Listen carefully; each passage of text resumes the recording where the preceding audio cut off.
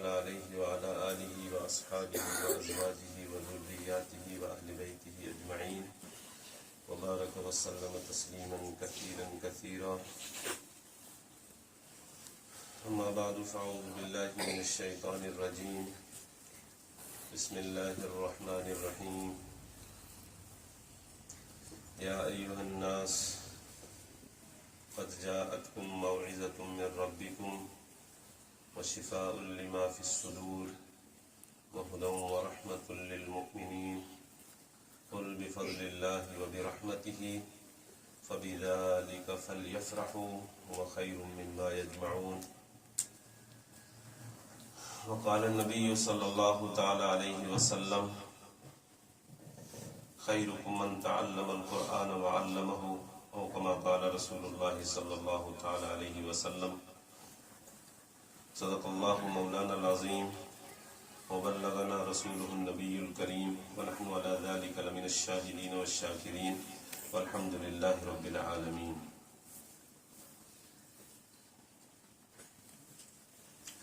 دلوں پہ موت طاری ہے الہی جان پیدا کر. دلوں پہ موت طاری ہے الہی جان پیدا کر. یقین کی روح تن میں قلب میں ایمان پیدا کر. میسر ہو تیرا پیغام لے کر در بدر پھرنا. میسر ہو تیرا پیغام لے کر در بدر پھرنا.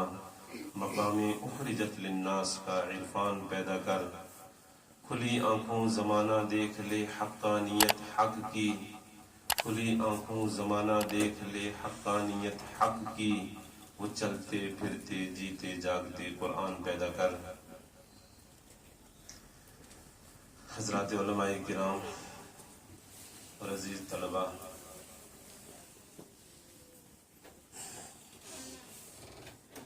میرے سے پہلے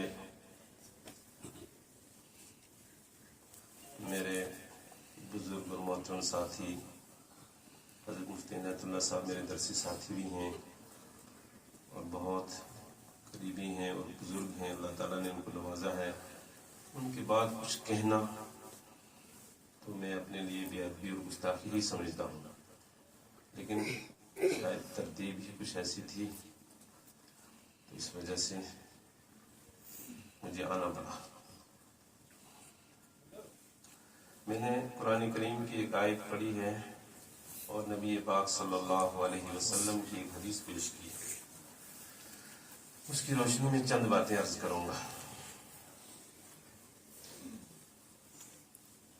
اللہ کی طرف سے نصیحت نامہ یہ ساری انسانوں کے لیے آیا ہے. یا ایھا الناس قد جاءتکم موعظۃ من ربکم وشفاء لما فی الصدور، اور دلوں کی بیماری کی شفا ہے. وہدی ورحمۃ، اللہ کی طرف سے ہدایت ہے اور رہنمائی ہے ایمان والوں کے لیے، ماننے والوں کے لیے، اس کو پڑھنے والوں کے لیے، اس کو سمجھنے والوں کے لیے، اس کے ساتھ اپنے آپ کو لگانے والوں کے لیے، اپنا وقت اس کو دینے والوں کے لیے. بہت بدقسمتی کی بات ہے ہم جس دور میں ہیں آج غیر ایمان والوں کی تو بات ہی نہیں، ایمان والوں نے بھی قرآن سے اپنے آپ کو الگ کر لیا ہے. گویا وہ یہ بتانا چاہتے ہیں کہ قرآن والوں کی دنیا الگ ہے، ہماری دنیا الگ ہے. ہم ایک الگ راستے پر چل رہے ہیں اور یہ جو قرآن پڑھنے پڑھانے سیکھنے سکھانے والے ہیں یہ الگ لائن پہ چل رہے ہیں. ہمارا ان سے کوئی تعلق نہیں، اللہ معاف کرے. ایک تو وہ جو صریح طور پر اللہ کے قرآن کے منکر ہیں، انکار کرتے ہیں، وہ اللہ کا کلام مانتے ہی نہیں، یا مانتے بھی ہیں تو اس کو لینے کے لیے تیار نہیں ہوتے. اور ایک ایمان والے جو کلمہ لا الہ الا اللہ محمد الرسول اللہ صلی اللہ علیہ وسلم پڑھنے والے ہیں، اس کے باوجود وہ قرآن سے پیچھے ہیں، قرآن سے پیٹھ پھیر کر زندگی گزار رہے ہیں. یہ ان کے لیے زیادہ سنگین جرم ہے ان منکروں کے مقابلے میں. اللہ معاف فرمائے. اور یہ جرم آج پوری امت اس مجموعی جرم کی مرتکب ہے.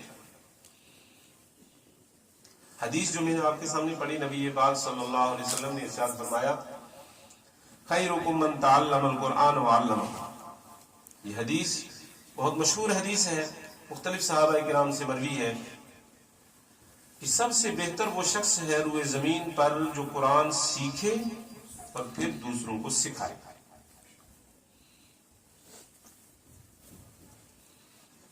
قرآن سیکھنے والا بہتر ہے اور پھر سکھانے والا بہتر ہے.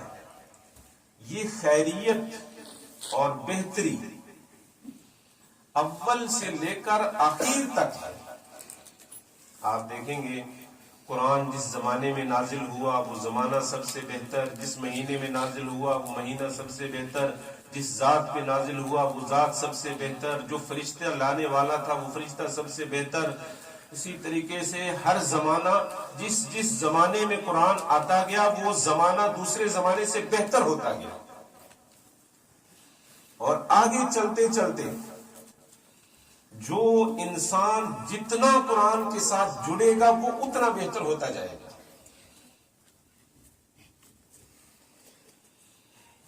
جس کا وقت قرآن کے ساتھ لگے گا وہ وقت اس کا دوسرے اوقات میں سب سے زیادہ قیمتی ہوگا.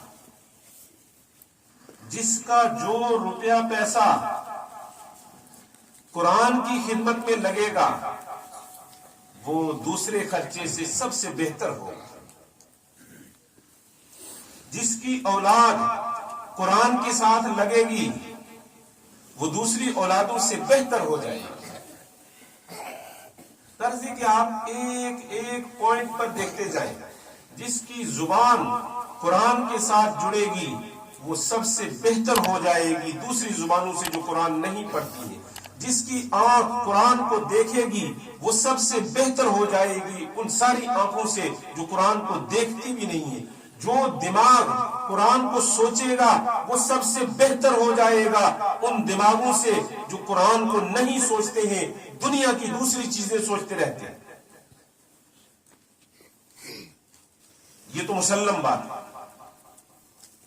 لیکن میں جو اس حدیث کے تعلق سے دوسری بات کہنا چاہتا ہوں وہ یہ، ایک طرف تو اللہ اور اس کے رسول صلی اللہ علیہ وسلم فداہ ابی و امی یہ اعلان فرما رہے ہیں اس کائنات میں آسمان کے نیچے اور اس دھرتی پر سب سے بہتر وہ شخص ہے جو قرآن کے ساتھ لگا ہوا ہے کسی نہ کسی درجے میں.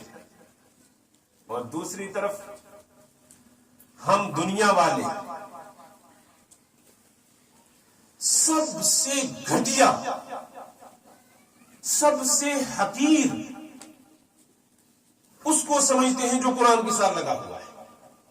ایسا ہے یا نہیں ہے؟ دلوں پر ہاتھ رکھ کر سوچیں. اور ایمان والے اس جرم کے مرتکب ہیں. ایمان والے، اگر میں آگے بڑھ کر ایک لفظ کہہ دوں کہ ہم مولوی اس کے مرتکب ہیں تو یہ بھی شاید غلط نہ ہو. میں خود مولوی ہوں، میں مدرسے میں پڑھاتا ہوں. میرا بیٹا انگلش اسکول میں کیا لینے جاتا ہے؟ سیدھے سے کیوں نہیں کہتا کہ میں تیار کر کے اپنے بیٹے کو جہنم میں بھیج رہا ہوں؟ وایا اسکول ہو کر کیوں جانا چاہتا ہے جہنم میں؟ ڈائریکٹ کیوں نہیں بھیجتا؟ دنیا والے تو ہیں ہی بیزار ہو چکے ہیں، متنفر ہو چکے ہیں. اور قرآن کی وہ آیت وَمِنَ النَّاسِ مَن يَعْبُدُ اللَّهَ عَلَى حَرْفٍ وہ بالکل آج کے ایمان والوں پر صادق آتی ہے. اس وقت تو قرآن نے یہ منافقین کے لیے کہی تھی، لیکن آج ایمان والے ایسے دو راہی پہ کھڑے ہیں، بالکل اپنے آپ کو مونڈ مانڈ کر تیار کر کے کھڑے ہوئے ہیں اور اس طاق میں ہیں کہ ہمیں دنیا کمانی ہے، دنیا کمانی ہے، دنیا سلوٹنی ہے. اس کے بعد اگر کہیں سے ایمان سے بھی کچھ فائدہ ہوتا ہوا نظر آیا، اسلام سے بھی کچھ فائدہ ہوتا ہوا نظر آیا تو ادھر بھی جھک جائیں گے. جی ہم بھی مسلمان ہیں، ہم بھی کلمہ پڑھنے والے ہیں، ہمارا نام بھی عبداللہ ہے، ہمارا نام بھی عبد الرحمان ہے. اس دو راہی پہ ہر ایمان والا کھڑا ہے. بس صرف اندر سے اس کی بزدلی کی وجہ سے یہ ڈرا ہوا ہے کہ کہیں مجھے دنیا ہی میں پھٹکار نہ پڑ جائے، اس لیے بس تھوڑا سا کبھی کبھی بہت، وہ بھی اللہ پر احسان سمجھ کر مسجد میں آ جاتا ہے اور ہفتے میں ایک دن آ کے جمعہ کی 2 ٹکرے مار لیتا ہے۔ باقی اندر سے ایمان بالکل کھوکھلا، قرآن سے نفرت، قرآن پڑھنے والوں سے نفرت، قرآن بولنے والوں سے نفرت۔ یہ مولوی منبر پر چڑھ چڑھ کر تقریریں کرتے ہیں، ان کو نیچے اتر کر پیچھے جا کر گالیاں دیتے ہیں۔ کیوں؟ اسلام سے متنفر۔ اور یہ ایسا جرم ہے جس کی سزا آخرت میں تو بھگتے ہی گے، رب کائنات کی قسم کر کے کہتا ہوں اس دنیا میں بھی جو اس جرم کا مرتکب ہے وہ ضرور مرنے سے پہلے اس کی سزا بھگتے گا۔ میں قرآن حدیث کی بات نہیں کر رہا ہوں، میں اپنے وجدان سے کہہ رہا ہوں، جو اس جرم کا مرتکب ہے وہ اس کی سزا ضرور بھگتے گا۔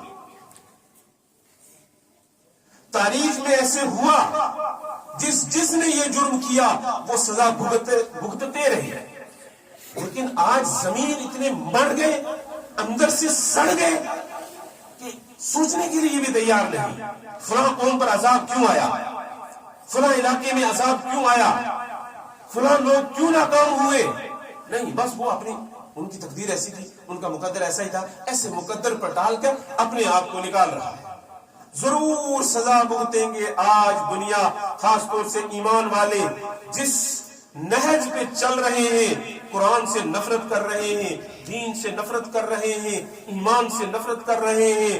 جو لوگ اللہ کے راستے میں ٹوٹے پھوٹے طریقے سے ہم لوگ لگے ہوئے ہیں، اس کو بالکل حقارت اور توہین کی نظر سے دیکھ رہے ہیں، وہ دنیا میں بھی سزا پائیں گے، پا کر رہیں گے، اور کچھ کو تو فی الحال نقد مل رہی ہے۔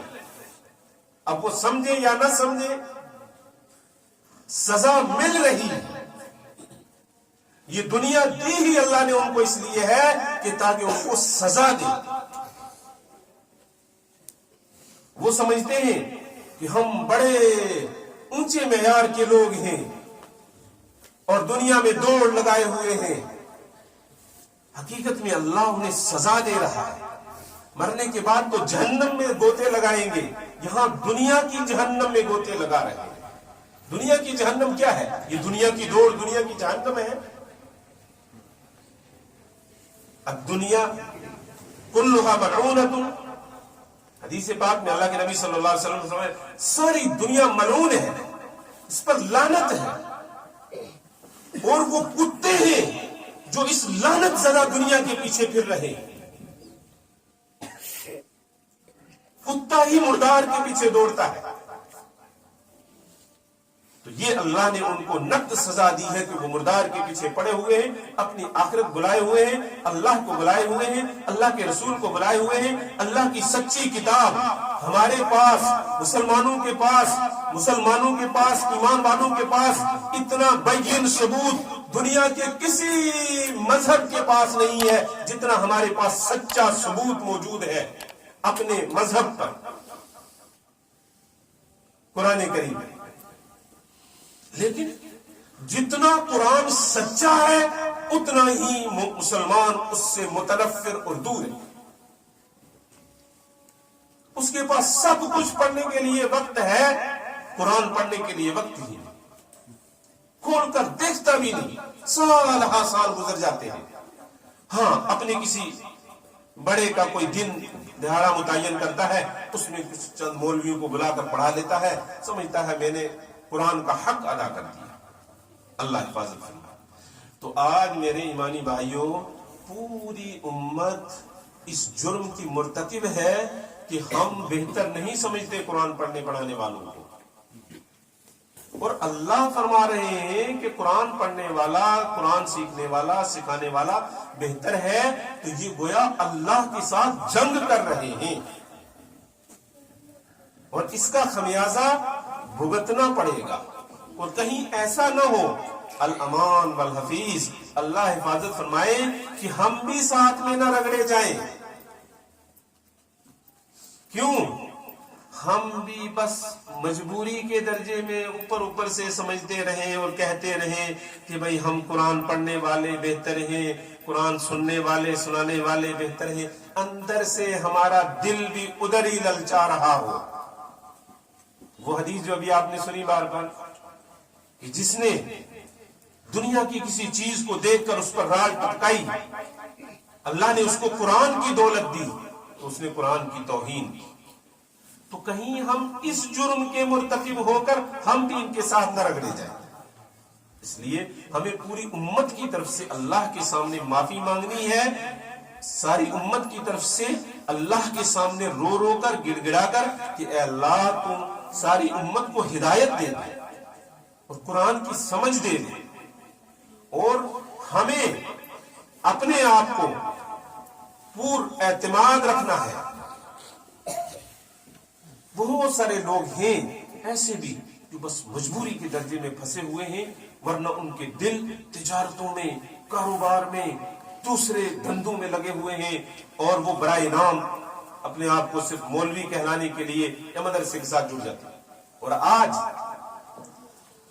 جو یہ دنیا دار طبقہ ہے جو یہ اپنے بچوں کو مدرسوں میں بھیجتے ہیں، یہ کوئی دین سکھانے کے لیے نہیں بھیجتے، اللہ کو راضی کرنے کے لیے نہیں بھیجتے، یہ صرف اس لیے کہ ایک ذریعہ عزت اور شہرت کا یہ بھی ہے، حافظ بن گئے، عالم بن گئے، مفتی بن گئے، فلاں بن گئے، تو یہ اپنے بچے کو یہاں ڈالتا ہے، ڈال کر حفظ کراتا ہے، 2-4 سال اور آگے آدھا ادھورا سا مولوی بنا کر پھر ادھر لے جاتا ہے، پھر ادھر کالج میں یونیورسٹیوں میں امتحان دلوا کر ادھر لیکچرار اور پروفیسر بنانے کی کوشش کرتا ہے تاکہ ادھر سے بھی سمیٹ لوں۔ اتنا حریص ہو گیا ہے یہ سوچتا ہے ادھر جو کچھ مل رہا ہے اس کو بھی تاکہ میں لے لوں، اور پھر نتیجہ یہ نکلتا ہے نہ ادھر سے کچھ ملتا ہے نہ ادھر سے کچھ ملتا ہے، یہ بیچ میں لٹک کر رہ جاتا ہے۔ 2 کشتیوں پر پاؤں رکھنے والا کبھی کنارے پر نہیں پہنچ سکتا۔ یہ آج امت کا حال ہو چکا ہے۔ اس لیے آپ حضرات خاص طور سے آپ ہم سے بہت بہتر ہیں۔ اللہ نے آج کے دور میں اس ہجرت کے مقام پر آپ کو فائز کیا، یہ اللہ ہر ایک کو نصیب نہیں فرماتے۔ یہ تو خیر القرون میں اللہ نے ایمان والوں کو دیا تھا جب مکہ سے ہجرت فرما کر مدینے جا رہے تھے۔ آج کے دور میں اللہ نے آپ کو یہ ہجرت کا مقام عطا فرمایا ہے، اور حضرت مفتی صاحب جو ابھی فرما رہے تھے اس کے باوجود آپ کو اپنی کتاب کے ساتھ جوڑے رکھا، اپنے دین کے ساتھ جوڑ کر رکھا۔ اس پر اللہ کا شکر کرنا ہے، اور اس میں جو ہم سے کمی کوتاہیاں ہوتی ہیں اس پر معافی مانگنی ہے۔ میں زبان درازی کی معذرت کے ساتھ بات اپنی یہیں پر ختم کرتا ہوں، اور میں عرض کروں گا حضرت مفتی صاحب جی دعا فرمائیں۔